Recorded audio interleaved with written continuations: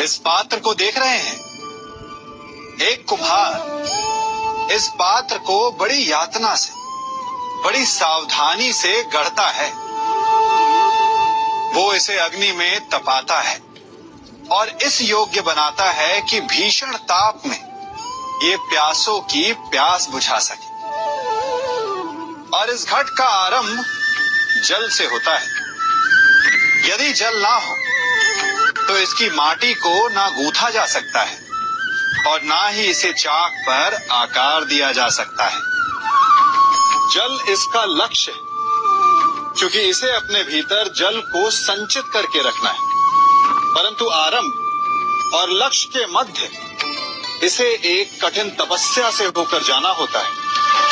इसे ताप सहना होता है, रात भर अलाव में पकता है।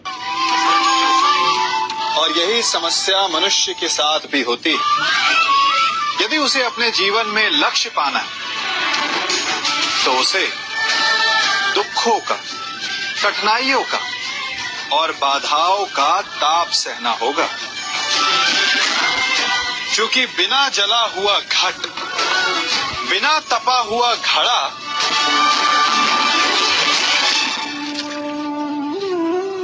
जल का संचय नहीं कर सकता। हम सबके जीवन में एक समस्या अवश्य आती है कि किसके समक्ष झुका जाए और किसके समक्ष ना झुका जाए। अधिकतर लोग ये कहते हैं कि एक स्वाभिमानी किसी के समक्ष नहीं झुकता, तो कुछ लोग ये कहते हैं कि जिसका आकार बड़ा होता है वो झुका हुआ है।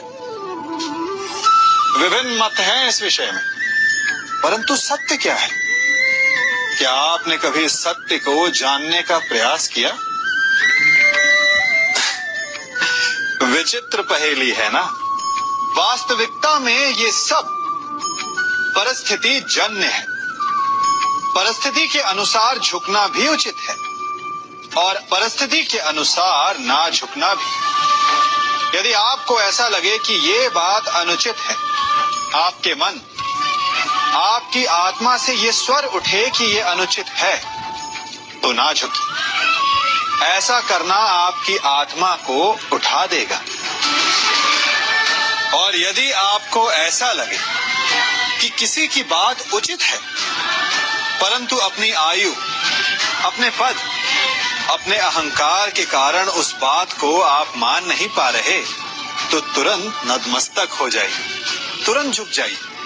क्योंकि ऐसा करने से आपके अहंकार का आकार कम हो जाएगा और आपके व्यक्तित्व का कद और बढ़ जाएगा। आपने अपने जीवन में कभी तलवार खरीदी है?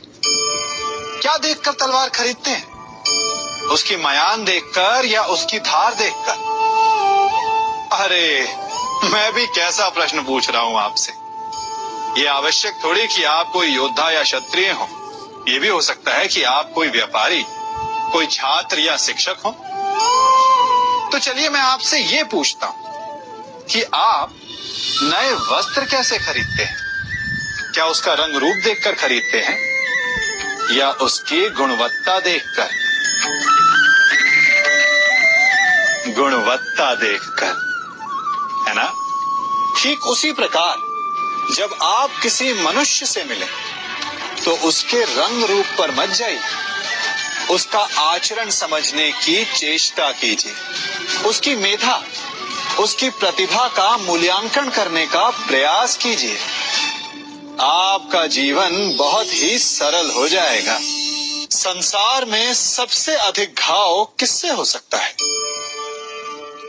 इंद्र के वज्र से या विष्णु के चक्र से या भीम की गदा से या फिर गांडीव के बाण से? नहीं, सबसे अधिक घाव यदि कोई पहुंचा सकते हैं तो वो है हमारे शब्द, हमारे वचन। यदि शब्द बाण है, अस्त्र है, तो हमारी जीभा उनका संधान करने का यंत्र है।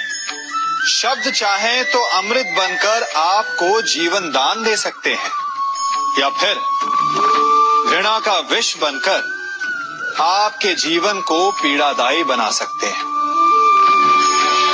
ये शब्द ही हैं जिनके घाव का किसी भी वैद्य के पास कोई उपचार नहीं। इसलिए जो वस्तु जितनी घातक होती है वही वस्तु उतनी ही अमूल्य भी होती है, और वचन सबसे अमूल्य होते हैं। इसलिए मीठी बोली बोलने का प्रयास कीजिए।